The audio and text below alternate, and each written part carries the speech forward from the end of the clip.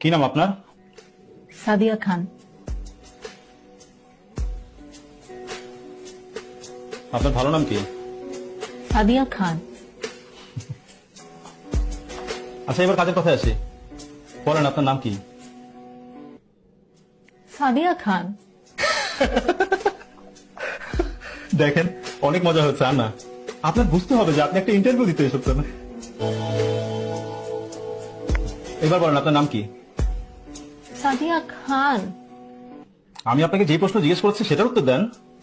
Sir, আমি অনেকক্ষণ ধরেই বলছি সাদিয়া খান।